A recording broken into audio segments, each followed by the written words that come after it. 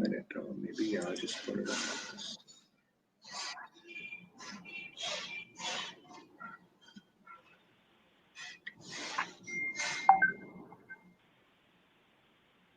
Is it still hazy, the recording? Yeah. No, now I think it's okay. Have you got HD on? On the left hand corner, Yes. top. Yes. Is HD on? Yeah, it's on.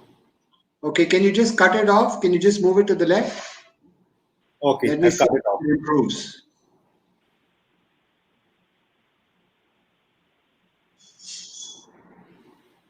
Yeah, I've cut it off. Right? Yeah, no, it's still the same. I think when we first, okay, just rejoin the meeting again. Just exit and rejoin the meeting. Let's see if the video gets Okay, set. fine.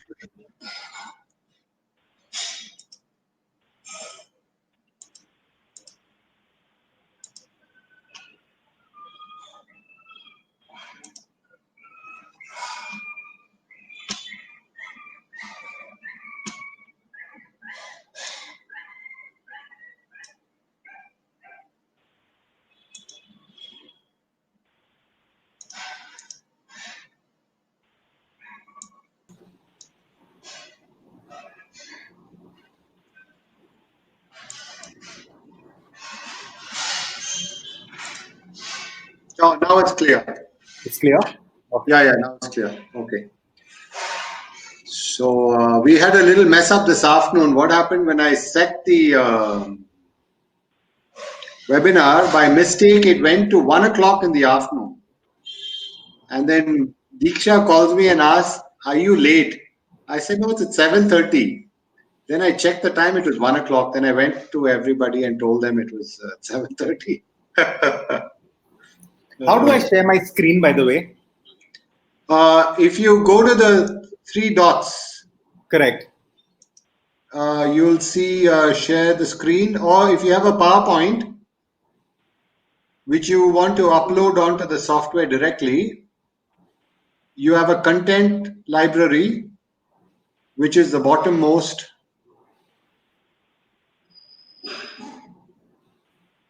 If I want to just share the screen, I go to the three. You go to the one with the screen share right on top, the third logo.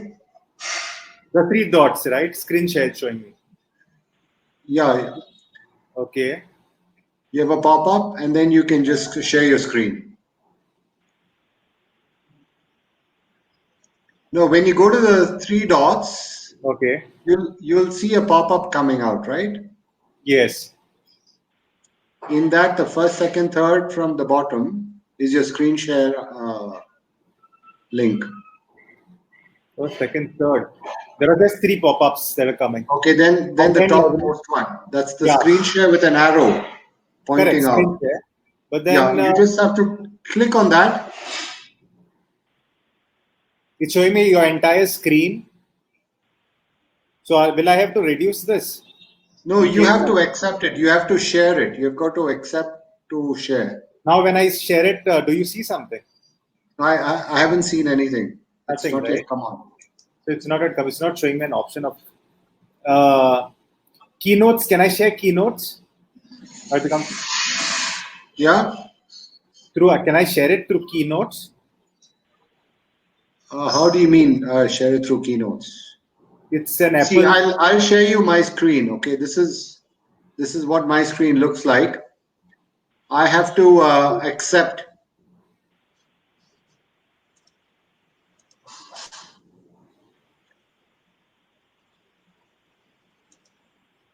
So this is what I'm sharing. So you have to accept it. You have to. I have to wait. Let me open it up in another file and see.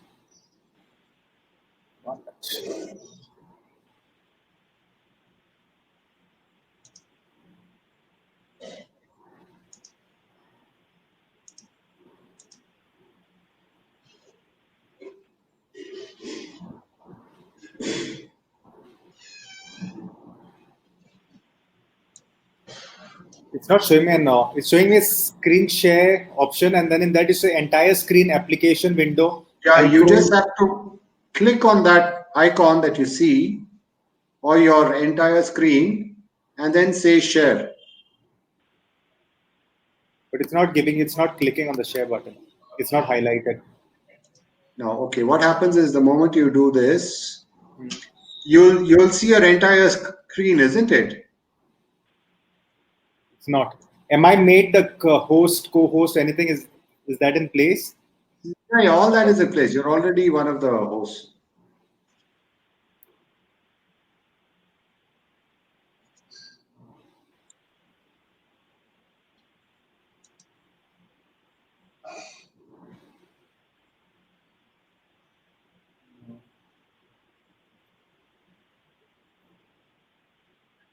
If you go to screen share, I'm what clicking you'll on. see another pop-up window showing your entire screen, right?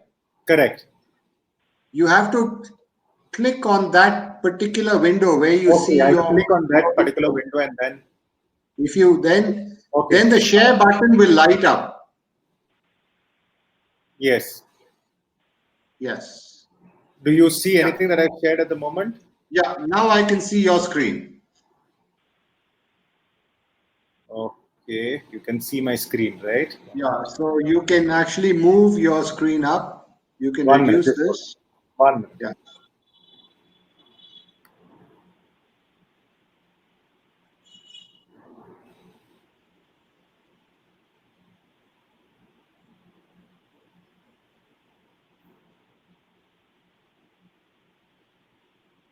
Yeah. So can Yeah. you see it now? I can see it now. What I'll do now then is I'll move this to full screen and you'll be there at the bottom. Is there a way by which I see myself? Self? You're already seeing yourself there, but No, I you'll can't. be right at the bottom. No, can't see myself. Now can you see yourself? 1 minute. Hold on. Let me just. No, I just see my screen. You see a screen right Yeah, at the I only see. bottom. Oh, okay, because you don't have this window open. Ah, okay. You don't have that window open. You need this to be. I don't know why you're not getting a screen share into this. Okay, because you're using a Mac. Okay, but it still should be there. So what? I'll have you on like this because I'll leave the meeting after I introduce you. Okay. So it'll just be you and the screen, which everybody else can see. Okay. I can't keep it to this, right? If I keep it at this level. If you keep it at this, I can see all your computer and the screen as well. Okay, you see everything, right? It's not I just the see screen. everything. Yeah, yeah, yeah. Okay.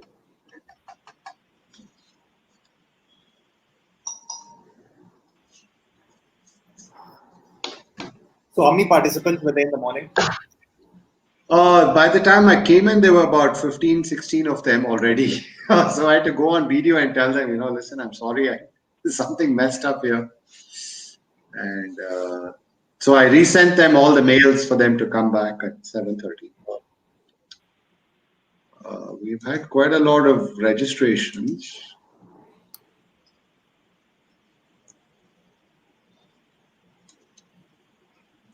So what's your specialty? I mean, what do you? What do we treat maximum? Yeah, well, who do you see, Max? What kind of Skin, patients do you see? skin related cases. A lot of them. Skin and allergies, is it? Yeah.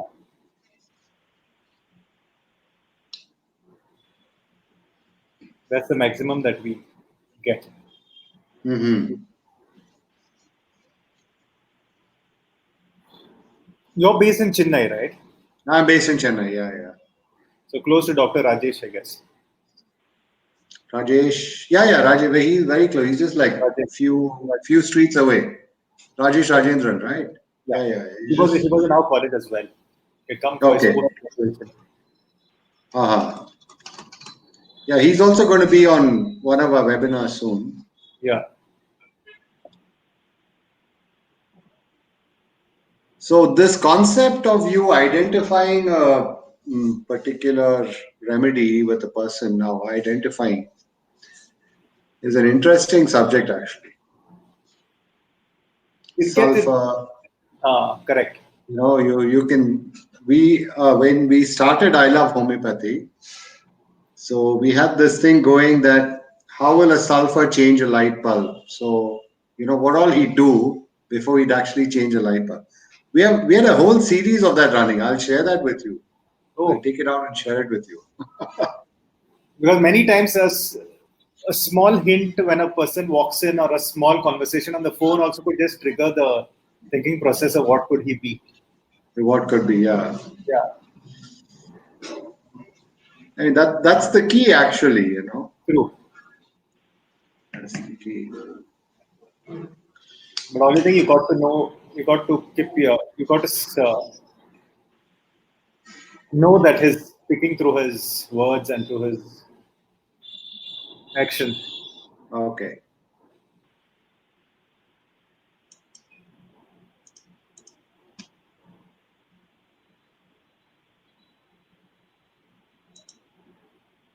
Because when you come from army training from Goa, uh, Sorry, it's I didn't get you. because when we come from Goa, inhabitants of Hmm. Goa, Hmm. uh, we are generally called the Susegad lot. Susegad means people who are quite relaxed, Okay, yeah, yeah. not much ambitious, and also you get to see a lot Right. of Barytas in our community. Right. A lot of them. They will not like to. They would not like a change or anything happening. So if they're reading a particular newspaper, the local newspaper, if Times of India gets introduced in Goa, people will still stick to the local newspaper. They wouldn't change They, into shift into the they this. won't change into that. Yeah, yeah. They'll never change into And you also have your siesta, just like in Pondicherry, right? it. I used to live in Pondi for 7 years, seven, eight Really, years. I was So there 6 months back, and we loved the place. yeah, it's a beautiful place. Beautiful Super place. place. We spent about 7, 8 years there, Uh, and we really enjoyed stay there. Then we moved here, of course, to Chennai. okay, But we still have a factory in Pondi, so I keep going back. okay. Which part of And Pondi? The right in the heart of Pondi, we are in the old industrial old. estate in Pondi. Okay, Yeah, yeah. So right. just next to Anglo French, it's right in the heart of the city, actually. Okay. So I still Even have a lot of all my best friends are there from Pondi. We had such good times, because mostly and the I white. still have the siesta. I still come back home, have lunch, and have a nap.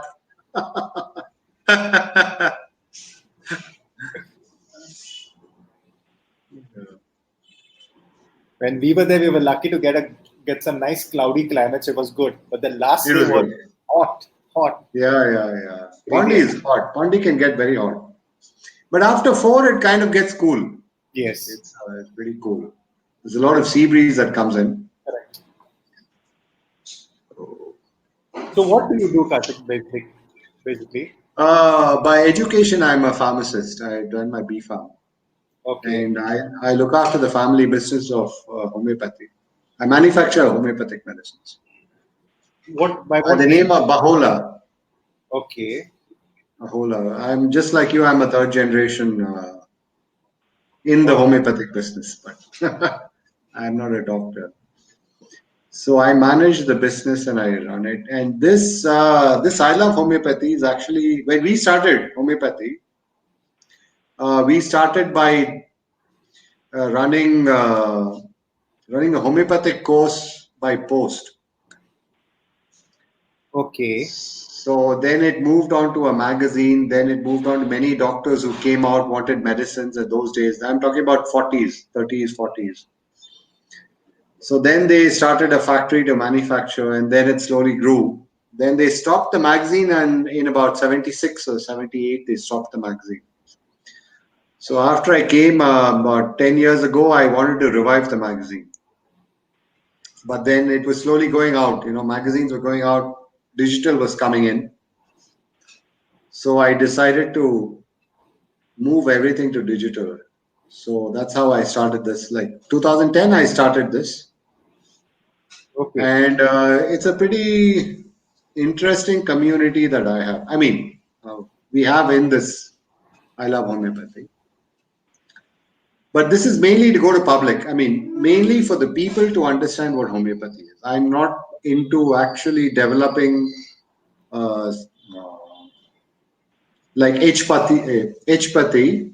I'm not Okay. into only papers and all that. I'd like to take the benefits of homeopathy to the public. That's what we actually need. There are a lot of people who are doing what H-pathy is doing. So many other people are sharing between doctors, but we need to go beyond that. But True. okay, of course, they're also doing a good job because doctors also need to upgrade their skills. They need to understand from different people what's happening. So yeah, so we built, I think, the largest Facebook page on homeopathy. It's got 2.5 lakh people, 2.2 lakh followers. Well, that's huge. So yeah, that's pretty huge actually.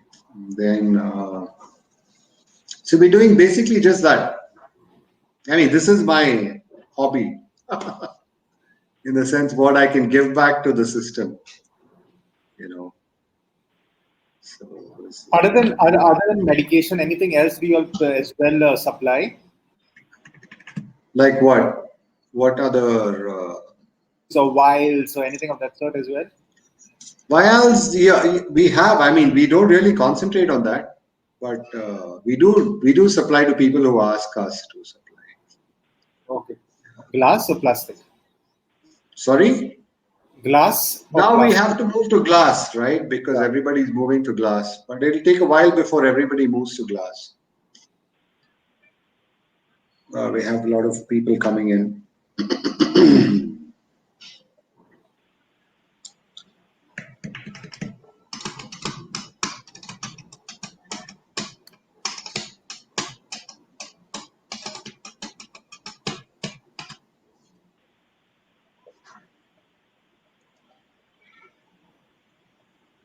So the webinar thing concept has just come in after the lockdown, I guess.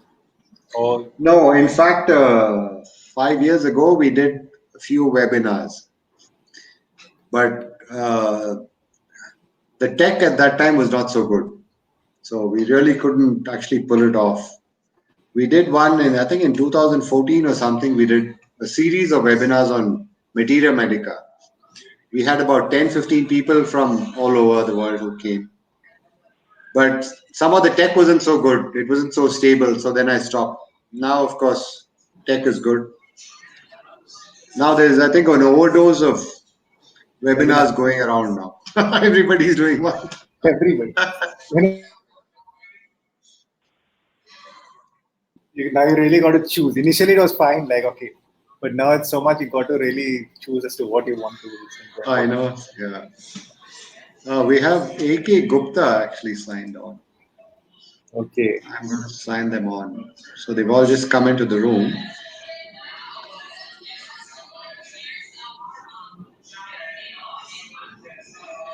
So we got about 10 people in.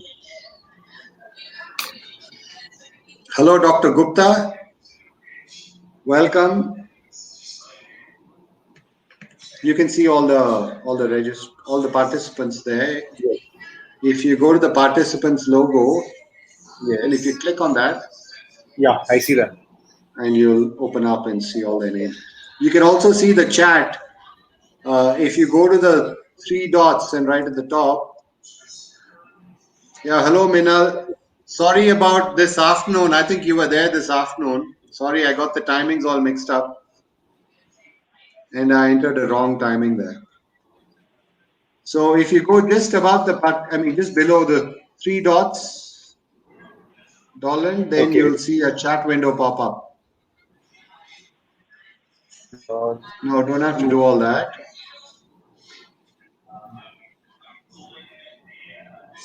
see the chat window. No, you have the three dots there. On top of participants, you mean to say, or No, below no, the just participants? below participants, there are three dots. If you click on Okay, that, fine. Yeah, you'll yeah, see a chat window right on top yeah. with, Conversation, right? yeah, Yes, conversations. So you can see all that. So people will be chatting at the end. People will be asking you, things about what you spoke. fine. But may only be able to stop sharing my screen and then go back to the. Sorry? I may only be able to see that. I think so. Once I stop sharing my screen. Yeah. Once you stop sharing your screen, then you can, see. Otherwise, they can see your screen now at the moment.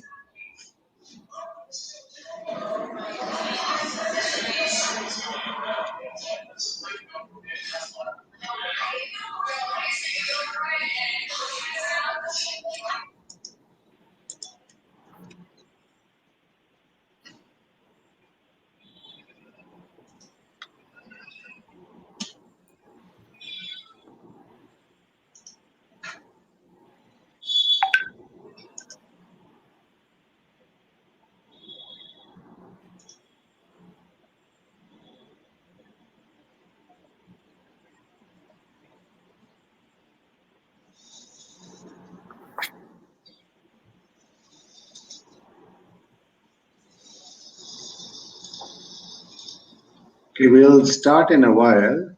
Fine. 7:30 we'll start. Let me just upload.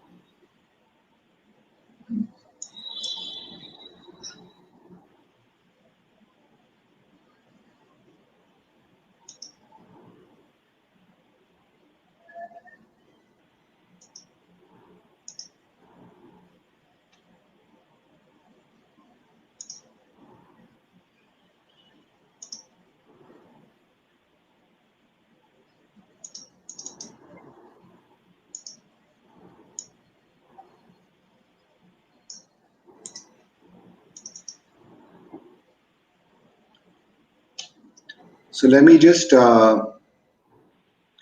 stop sharing your screen for a moment. You want me to stop sharing the Caller? screen? Yeah, just stop Yeah. sharing the screen. We'll start this whole thing and then.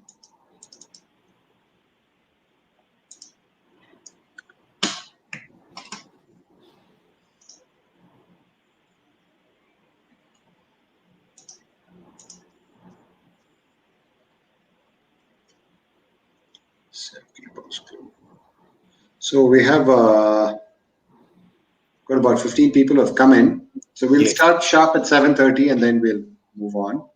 I'll start with a small intro about you and about this, and then you can take it on from there. Okay.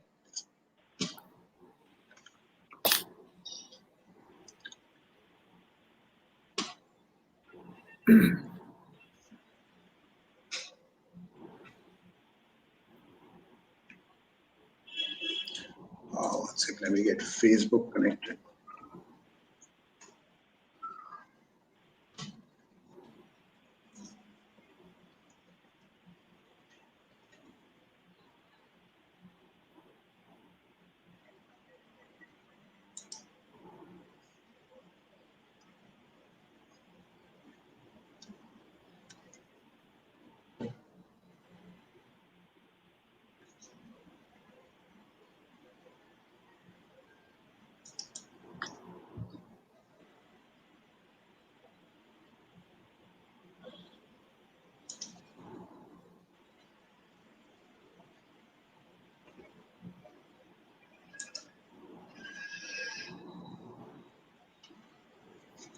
So I'm just setting up Facebook Live now. So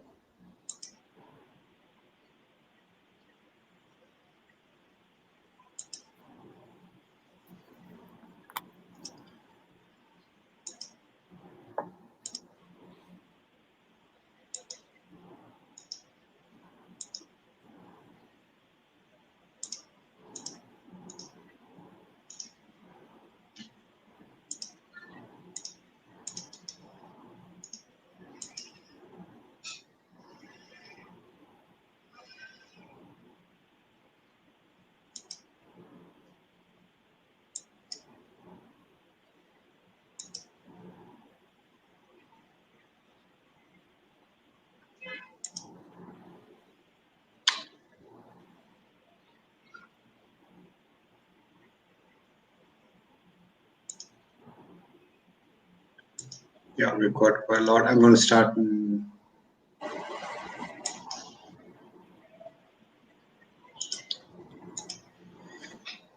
Oh, welcome everybody. Welcome. Good morning, good afternoon, good evening from whichever part of the world you're from. We're very happy to have with us Dr. Dolan Martins. Dr. Dolan Martins is a third generation homeopath. And third generation, he's been learning homeopathy right from what? I think age of 5 or 6 when he started to even go to school. So he knows everything in and out of it. And the subject he's chosen for this evening's webinar is a very interesting one. How do you recognize a Baryta when he walks in? Dr. Dolan, Yes, sir. is yours now. Thank you, Karthik. Thank you very much. So I'll share my screen. Yeah. Good evening, everybody, all the way from Goa. Fine. Can you see my screen, Yeah. Not Karthik? yet. Not yet. 1 minute. Let me just share it.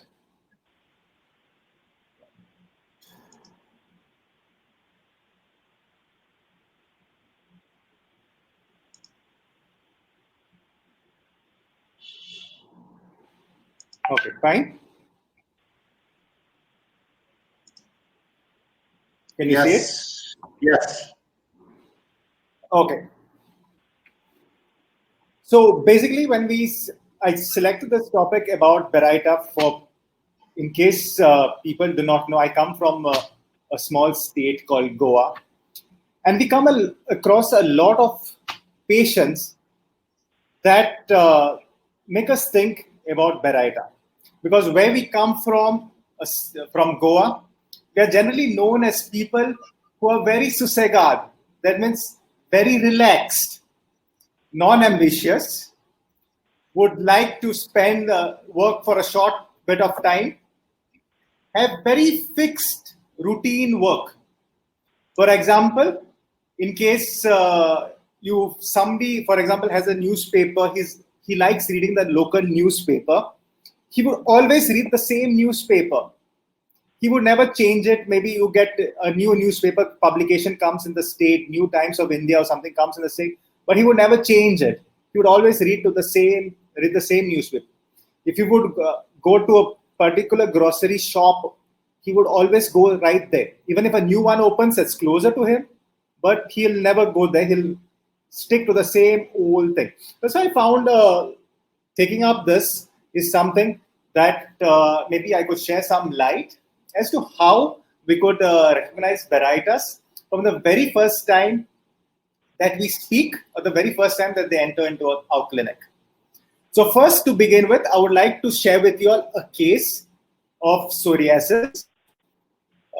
This was a patient who had come to us around 4 years back, a 50-year-old man who had 2 kids and it presented with psoriasis and scaling of the full body. So the first thing that happened was his wife called us up to take an appointment for him. So she said that she would like to get a husband. And so she came with him, quite a tall man, as you can see. Okay, so when we started inquiring about him, we asked him about his age, and we were going in through the details. He nudged his wife and told her, "You tell."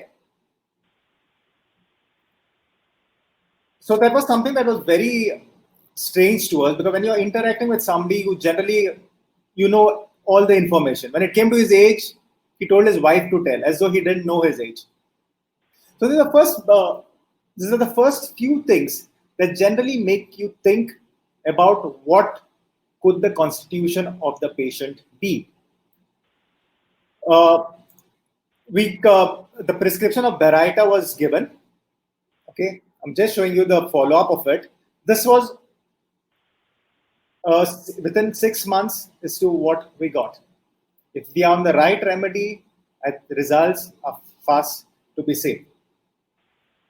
There's another case that I'd like to share with you. This was of a young boy, 18-year-old boy, student.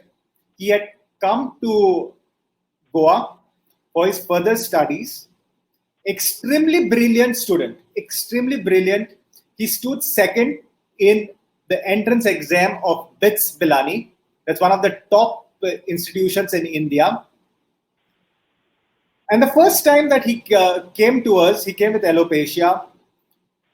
You really begin to think. We always know as Barytas as somebody being extremely foolish, extremely childish. But here there was somebody who was topping from day one of his school till his entrance exam at the age of 18, where he was topping almost every competitive exam as to what he answered.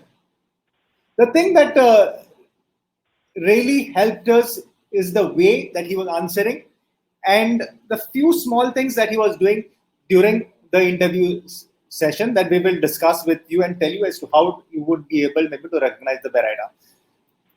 The patient came to us, we gave him medication, the patient disappeared, he never returned back for the next 3 months. All of a sudden, he came back with something like this. And this you might find in a number of cases of Baryta patients, they'll just leave you and they'll just turn up one fine day after a long course of absenteeism. So the first important and the most important thing, whenever you're taking a case, whenever we start off with a case, the first starting point is what do we see in the case? As we see in aphorism 5, okay? Everything starts, okay? Useful to the physician in assisting him to cure are the particulars of the most probable exciting cause of the acute disease, as also the most significant points in the whole history of the chronic disease to enable him to discover its fundamental cause, which is generally due to a chronic miasm. In these investigations, the ascertainable physical constitution of the patient, especially when the disease is chronic, his morals, his intellectual character, his occupation, his mode of living and habits, his social and domestic relations, his age, sexual sphere, etc., are to be taken into consideration. So now, how do we apply all these things? For example, his physical constitution, his morals, intellectual character, his occupation, his daily habits, social domestic relation, his age, and sexual functions when it comes to Baryta is something that we shall see. When we generally start off, the first most important thing is when we start off with a conversation to take an appointment. Many a times when we have seen, whenever a Baryta patient starts off and he calls for taking an appointment, it is generally not the patient who will call up. It would be generally his spouse or his parents that would generally call up. Even though the patient is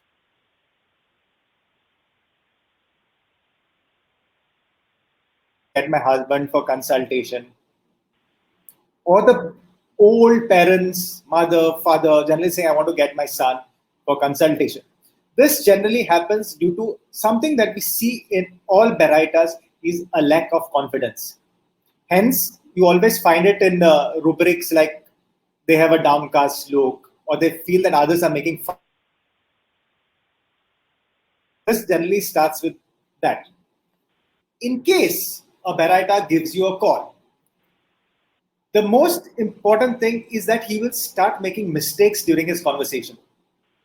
You ask him, so what is your phone number? There would be a mistake in the phone number. You try to explain to him where is the location of the place. He would be so jumbled up, you will never be able to give him the proper location of the place. So these are small hints that make you think, could the patient be Baryta? It is still could.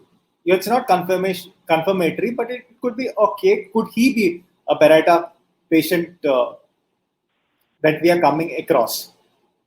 So you place an appointment. He clinic. So the next thing that is when he enters the doctor's consultation.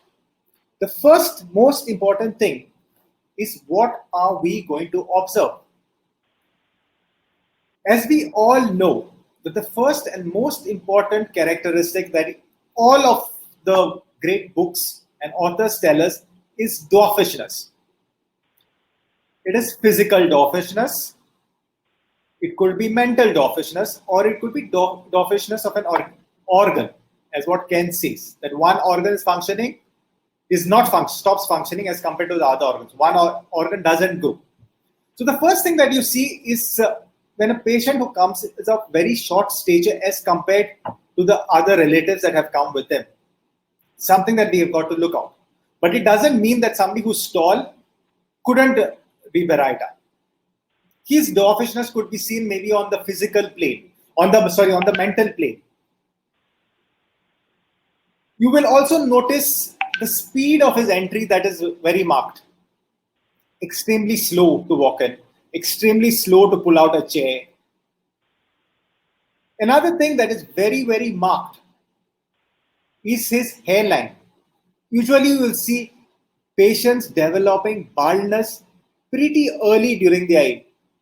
So somebody who's 26 years, got a bald look, and you think he's quite older as compared to what his age basically is. You think somebody maybe is 36, you ask him what his age is, and then he'll say, no, he's just 26. So these are things that would help you maybe to just think about whether they are on the line of Barytas.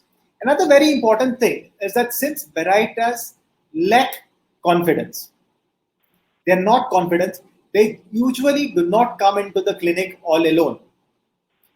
One thing is because they find it very difficult to find a new place, and they would always want somebody to accompany them so that the other person can give out more information, the other person would be more interactive, because all Barytas mostly are of a little more of an introverted nature. They generally do not speak much due to a lack of confidence. So the only thing that they will do throughout the clinic is they would be smiling. You ask them something, they're smiling. So from the beginning of your case taking, you will always see them put a smile, and it's not a smile. It's a very, very foolish smile. I'll say it's a very foolish smile. You will see them grinning, or they may laugh suddenly during the interview. They look somewhere and just smile something. So these are things that you've got to see. When you start off with your preliminary data, then you start writing down your preliminary data. You will notice that the speed by which they talk. You ask them a question, it would not be something that's fast. They would rather wait for some time, think over it, and then answer you. They're very slow in their conversation. They would always want somebody else to give the information. Somebody who's accompanying them, they would nudge them or maybe tell them to give all the information related to them. They would be very bashful. Now, what do you mean by bashful? It is not just smiling. You ask them something, it's kind of an embarrassment, kind of the way they react. They're like, especially seen in women and young children, especially young girls. This is something that you cannot miss during a case taking, and it's something that has to be taken whenever you're taking up the case. Okay, so when you start with age, you start off with the name. That's something generally that they generally give you correctly. When you start with the age point of, they generally get confused. They generally say 26, no, 24. Then they'll start counting. Then they'll ask their wife, what's my age? So it's a lot of confusion that comes. But when they tell you their age, Barytas could be of two types. Either they look very young to their age, maybe somebody who's 40 would look younger, or somebody who's younger would look older. And that is because of the baldness and all that. They look a little older than their true age. But you've got to be very careful of understanding what their age could be. For example, there was this lady who came to us some time back, and she was pretty old. I knew that she almost was, must be around 65. So I asked her what was her age, and then she said 45. And I was like, 45? Are you serious? She said, yes, I'm 45. I knew that she was lying. Okay. Uh, and she just went. So I just wrote she was lying, so she didn't give her correct age. So one fine day she came back to me and she wanted. She said, "Doctor, my throat is paining. Throat is paining." So I said, "Open your mouth." And she said, "No, no, no, I'm not opening my." She just clenched her teeth and said she didn't want to open her mouth. And I wondered, what is this? Now you come with a complaint of sore throat, and then you say that you do not want to open your mouth. Was pretty strange. I was wondering what could it be. She just came back a few days back for a follow up, and I had to repeat the remedy. And I generally give a liquid dose of to repeat the medication. And it was all of a sudden I told her open your mouth, and she was taken by surprise. So I'm trying to put in medication, and she's like, and then I was pretty stern and I told him, just open your mouth.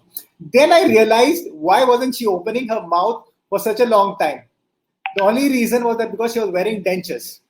So you know that certain people could really be concealing their age, but you've got to understand whether they really wanted to conceal or it's a real fact as to what their real age is. The next important thing is when we come to their marital status. You'll generally find patients who get maybe married late in life. Barytas who generally get married late in life could also maybe throw some light as to whether they could be Barytas. Children.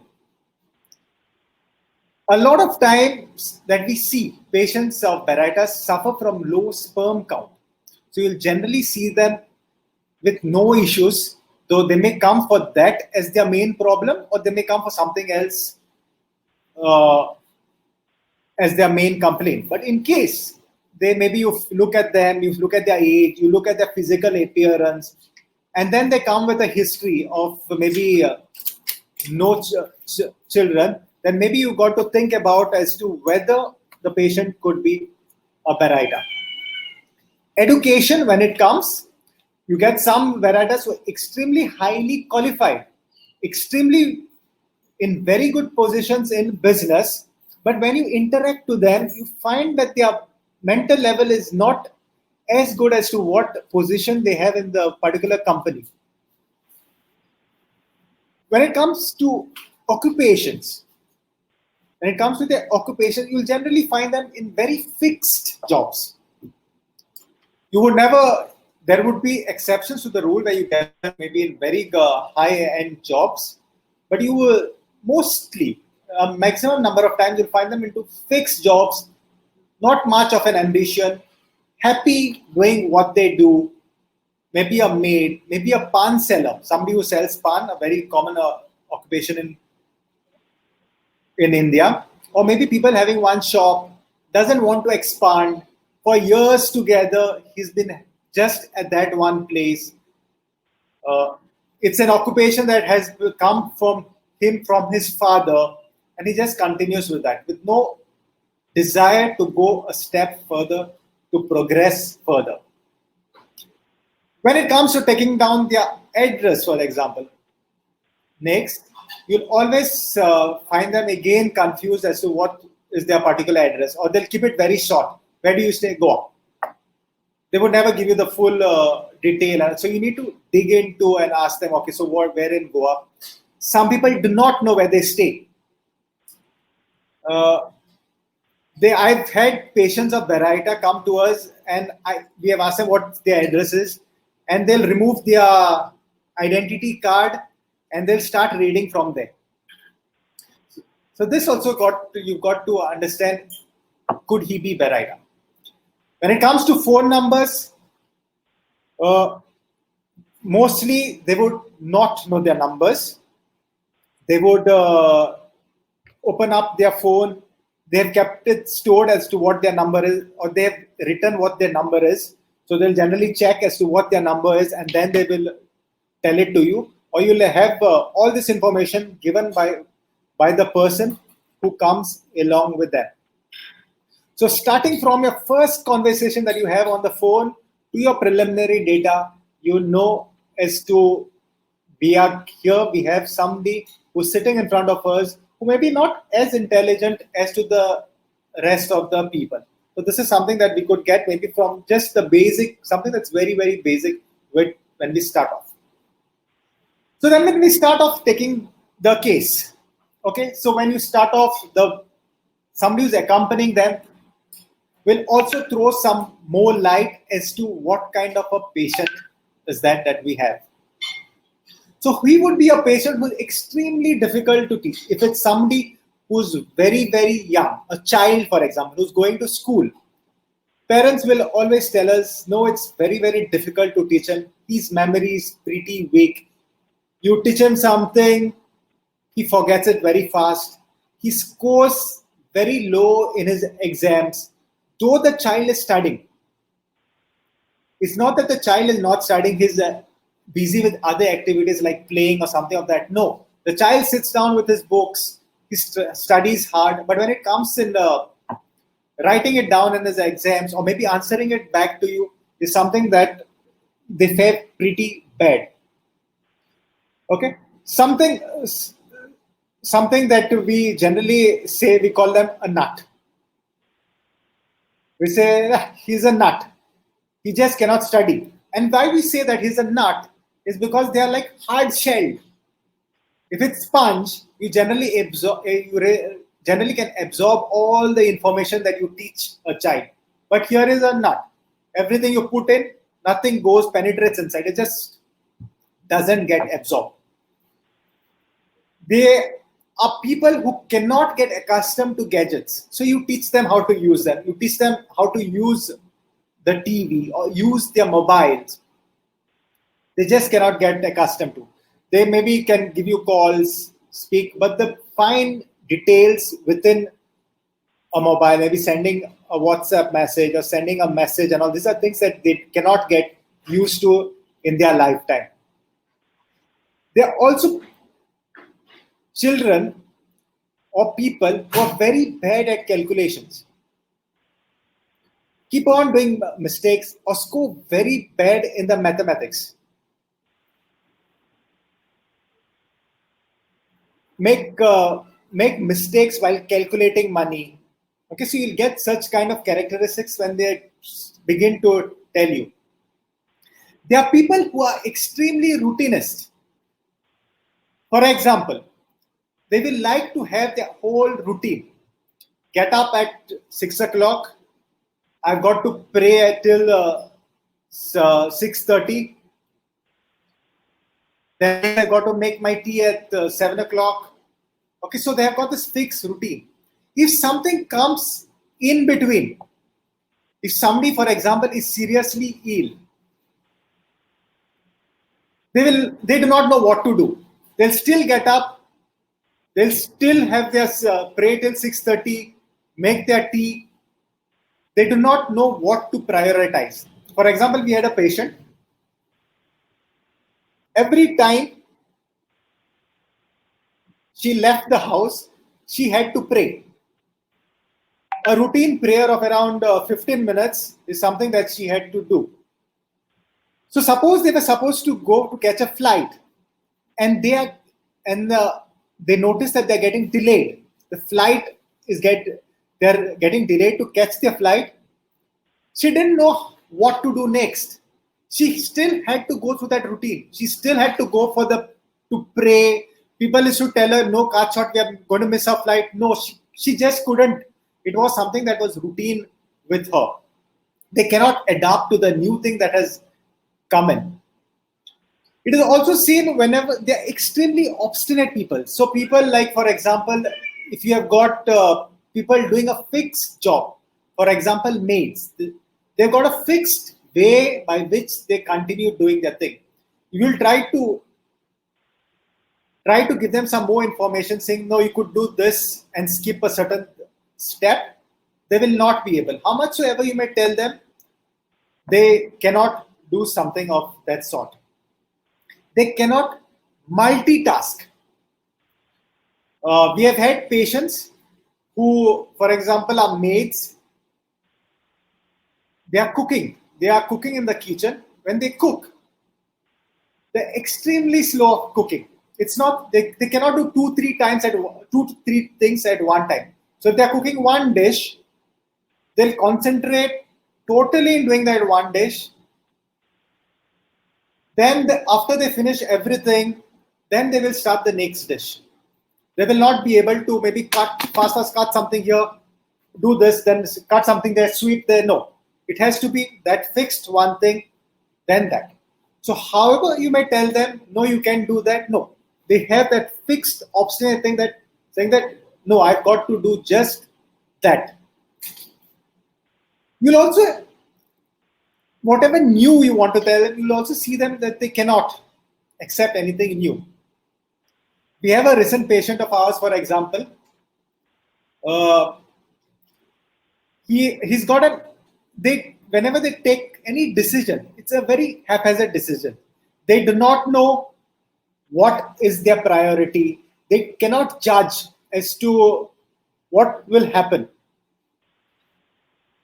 They cannot have a firm judgment. For example, we had this patient of ours. He has around 10 people working under him. Everything, as long as everything is going fine, he's been fine. There was a small mistake that has happened.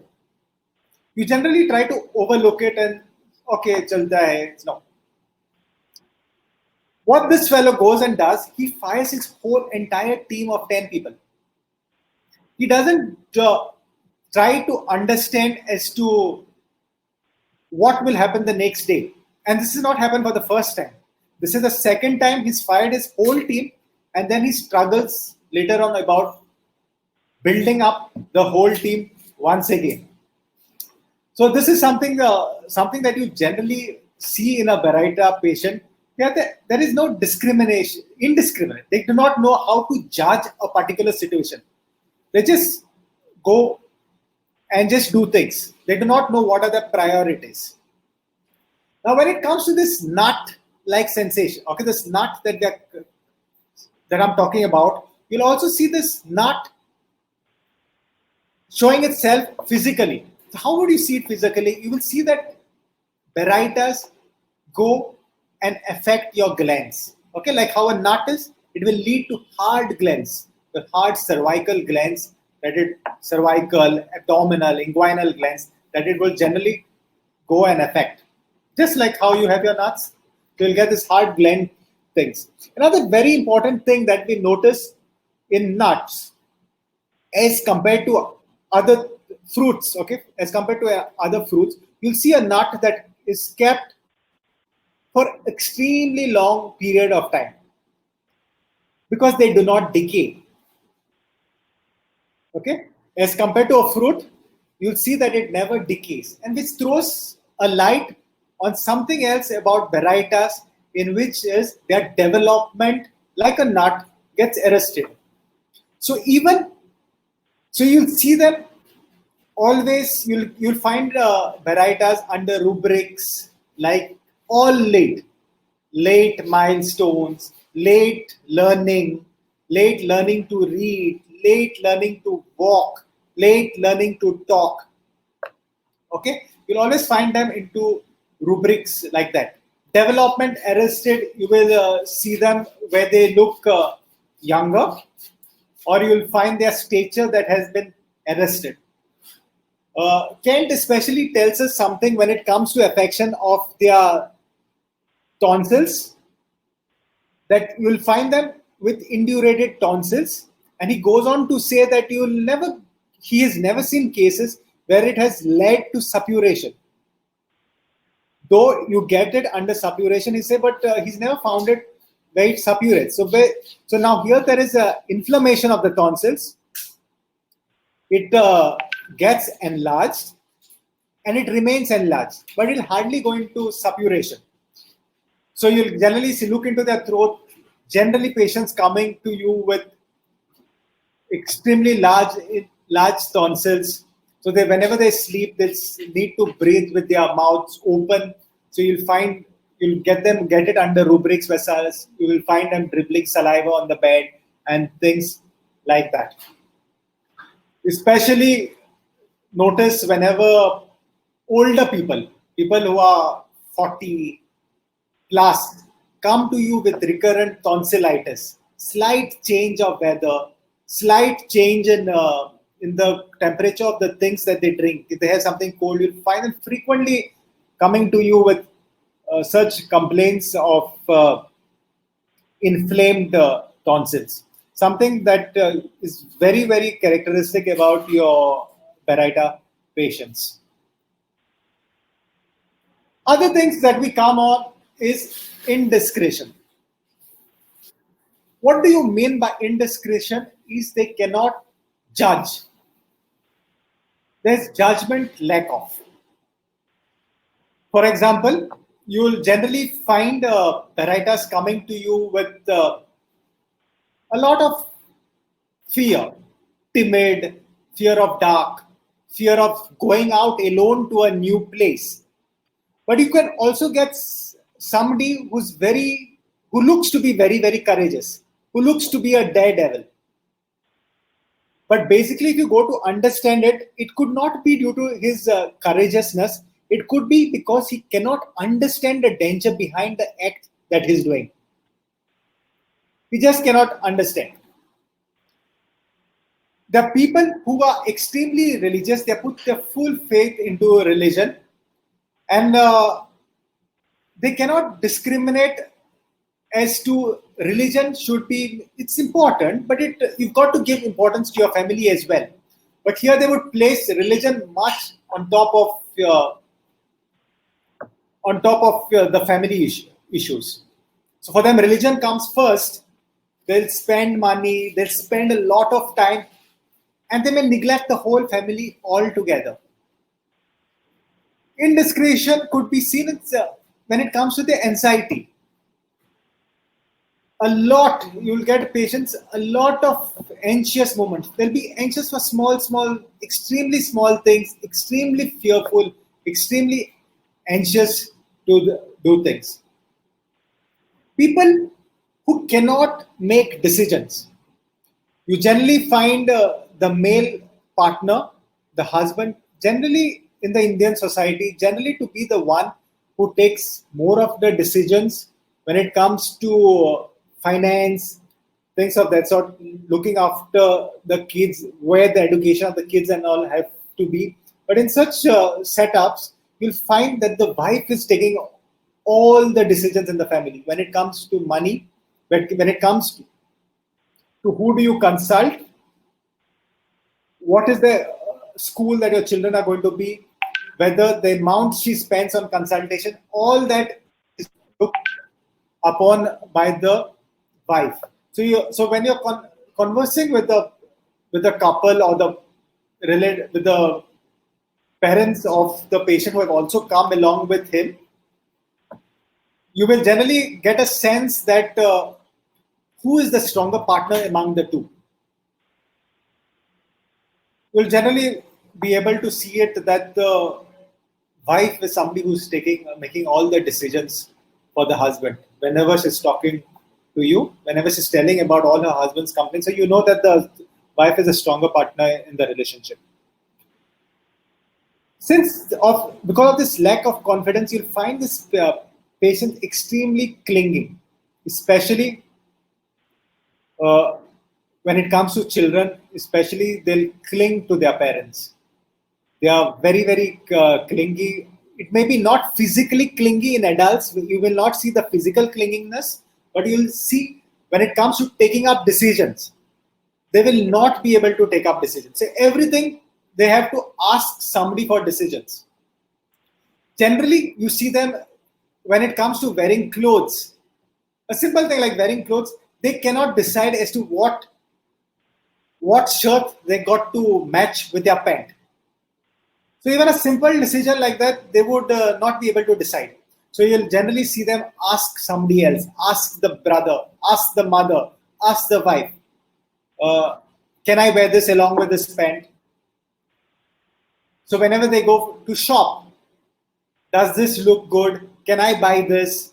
So all this information will be given with the bystanders that come to meet you.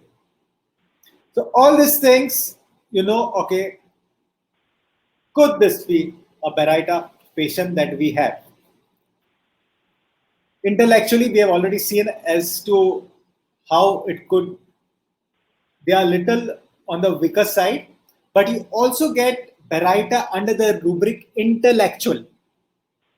And I guess it's highly graded with, it's in bold font. And we've got to understand that Barytas can be highly educated, having extremely high positions, but they will come across something that's you feel like this is something that's very foolish on his part, something that doesn't match his stature. So the patient that I showed you, the alopecia case that we showed you, the young boy who had almost who had come up second in his competitive exams, extremely smart, extremely brilliant. So when we were conversing with him during the whole interview, it was whenever we were asking a question, he was like, so that's something that's okay. Could he be Baryta? So then when you go further in the case, you'll see that this fellow is somebody who would only mug up books. He knew to produce something on the paper that he had already learned by heart in his mind. So whatever he had was perfectly that he had learned and mugged up, he could put it down on his paper. A slight change here, a slight change there, and he would be totally lost. So though you find it under intellectual, you'll find that when you go deeper in the case, you'll find such strange characters that you got to think about barium. You got to then further differentiate. Now in Barytas, you'll get a lot of Barytas. There are different kinds of Barytas. You'll have a Baryta Ars, a Baryta Phos, a Baryta Mur, a Baryta Carb, a Baryta Iode, a Baryta Sulf. So I would not go into trying to differentiate as to how we could maybe differentiate one Baryta from another. The basic thing is you'll get based on your thermals, you'll generally get Baryta Carb, that's chili, Baryta Phos, that's chili, Baryta Ars, that's chili. In phosphorus, you'll see that they are a little more affectionate, a little more phosphorus kind of elements, sharp features, bleeding features. You'll see the two combined together. A little bit of phosphorus, a little bit of Baryta. Similarly, with Baryta Mur, it could be chili or it could be hot, but a little more of sensitive, a little more of sentimental, a little more of net muriatic elements, a little more sharp features, a little more introverted, a little more sensitive as compared to the Baryta Carb. Similarly, with the Baryta Sulf, we had recently a case of Baryta Sulf, something that you generally find Baryta Sulf into a rubric of desires more than she needs. We had this young 29-year-old male patient, quite tall, very tall stature, who came to us with similar Baryta kind of complaints like colds, tonsillitis. He came to us. Something that was very strange about him was he had 7 scooters. So a person could have 7 scooters, but you've got to understand what kind of scooters they are. Suppose he's an antique collector. He likes to collect old bikes. Okay, you can understand it's his hobby, so he's collecting it for a certain reason. So we inquired with him as to what was the 7 scooters, and he had all the normal scooters, Activa, things that was a Hero Honda, an Activa, but he had 7 of them just for one person. And we found it very, very, very strange as to why would one person require 7 scooters. So I asked, do you like to collect? And they were saying, no, they're not old, they're new scooters. Is somebody else in the family using it? No. Does your wife ride? No. Brother, he gave one scooter to his brother, but brother didn't use it, so he gave it back to the same patient. So something that we entered into a case and we made a prescription of Baryta salve just based on this, along with other characteristics, based on the main entry point for this was desires more than he needs. Okay, so small things out here that would maybe just throw some light as to whether the patient could be Baryta, which can be confirmed when the whole case, you finish taking the full case, then you say, okay, it could be Baryta. This is, before I end, this is another case that first came to us, another case of psoriasis that came to us, full body psoriasis that came to us. And typically what I've told you about is something that we saw. The patient came along with his friend. The friend introduced, this is so-and-so. He has got psoriasis. We asked the patient to maybe show about all his lesions. The patient did not speak hardly anything except for his preliminary data. He didn't give us any information. The only thing that he was looking at us and was everything you asked was just a smile. We were sure that through the case, the patient is to not work. He had one car, he had a taxi, he had assigned driver to drive the taxi, and that's it. So he's to all day sit at home. The driver is to drive, and whatever the money is to collect is to give it to him. We were through the case, somebody who lacks confidence, smiling, old looking. We gave him Baryta. He was put on Baryta carb, and nothing happened. So when nothing happened, you expect something so much to happen, and then nothing happened. You generally inquire, is he doing something hampering the medication? We see there are certain do's and don'ts lists that we generally list out to the patient and give. And we asked him whether he was using anything else, any other medication, any other ointments or something of that sort. And we realized that he was not following our instruction. He had an old mother that he used to take care of. But he was applying ointments for the mother. So then we told him, do not use it. And then he started to say, but it's the mother, and how can I not use it? And then he said, okay. And then again, in the next follow-up, we saw no improvement. Again, we asked him whether he was continuing using the ointments for his mother. And again, he said he was doing it. So something that we saw that he was, even though after telling him so much not to do things, he was still obstinately going on doing the same routine as to what was there. Till finally, we made it a point that he didn't use his things. In between, we started off with 30, we went up to 200, 1M. We saw nothing in the case. We saw no changes that was happening in the case. We changed remedies. We generally find a lot of these features also very closely similar when a patient comes in with the look, baldness and all, could be also lycopodium. Many a times we may mix up a lyco to a Baryta. Because in front of you, they would be very, very soft. Since the superior doctor is sitting in front of him, he could be sometimes very, very mild to be. So we changed a lot of remedies and we still did not get anything till we retook the case and we again landed up on Baryta. But then we changed the pattern. We went into the millisimal scale and we started it off. And this is what he came within a month after starting the millisimal scale. So sometimes we may be very sure and maybe we may not see the desired result.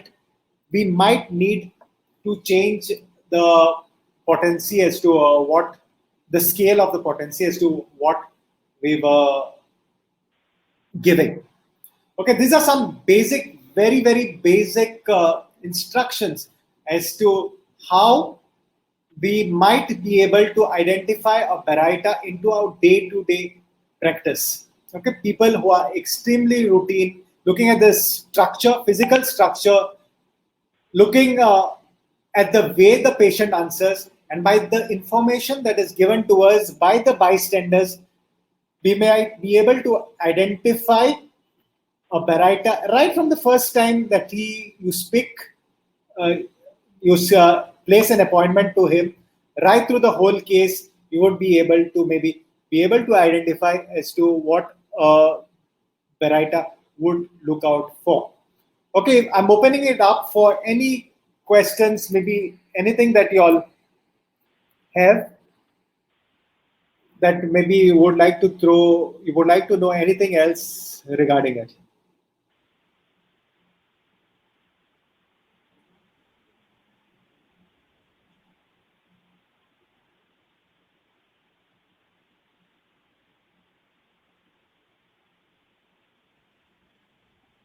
Is there something you'd like to ask, Doctor? Very clear presentation. Hi, Goodney. Goodney's from Iceland. And Oh, yeah. Is there anything else anybody else would like to ask? Doctor, let me check.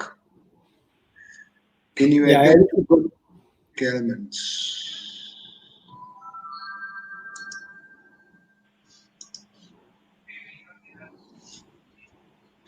What's the difference between lithium carb and Baryta?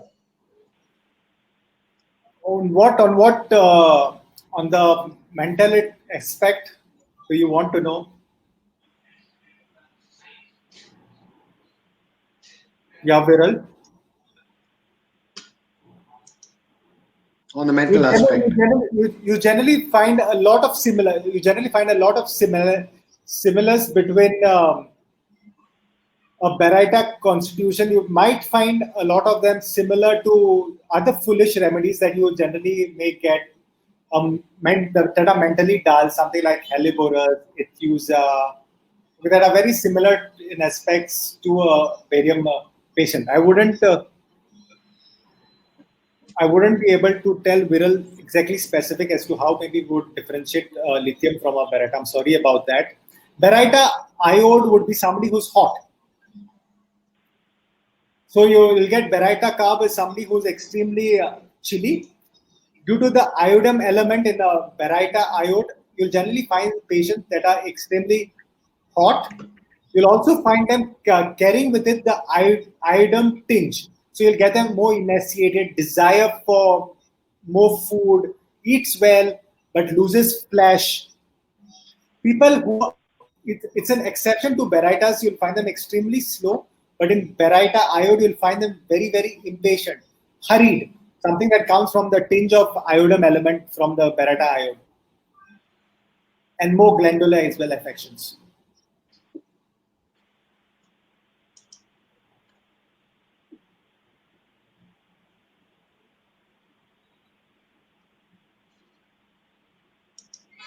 Is that does that answer that?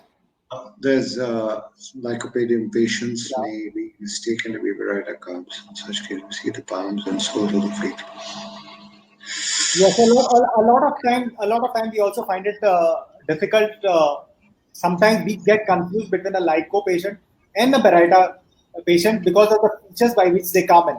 Because lycopodiums are also extremely when you they find you as a doctor, they are quite mellowed in front of the doctor. They are quite you have got the rubric so where they are towards superiors. They are quite calm with your superior. So you may mistake lycopodium to them to Baryta cups. You correct hand soles could also come in with barium cup as well.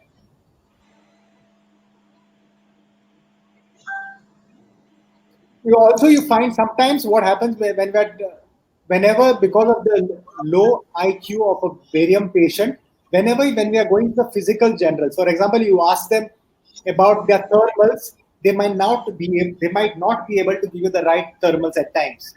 They sometimes get confused. There are a few cases in which they said that they were patients who were hot, but we made a prescription of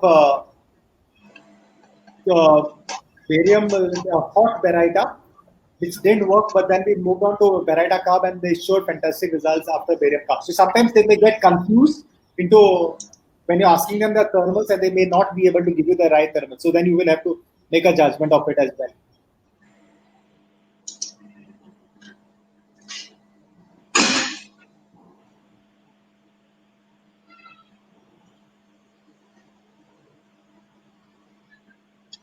Does anybody else have anything to ask, Dr. Dolan?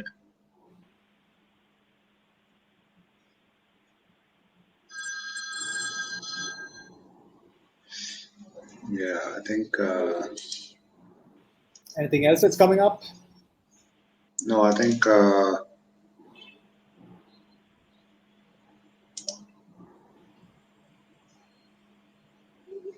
yeah, So somebody whenever, else. I just so thank whenever you. one thing that's most important that you place your mind whenever you see a Baryta, you'll see that something is misplaced, something that will not fit the picture. Is that when you got to maybe think about the Baryta of this?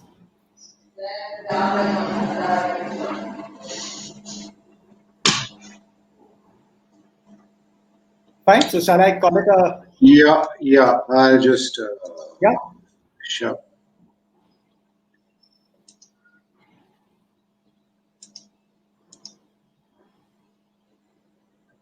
So thank you everybody for coming. I would like to thank Dr. Dolan Martins for his time and for his wonderful insight into Baryta. So the next time, I'm sure we're going to be able to spot a Baryta the moment he walks into our clinic. Thank you So thank all. you everybody. Thank you, Dolan. Yeah. Thank you so much. And Thank you all for participating. all right.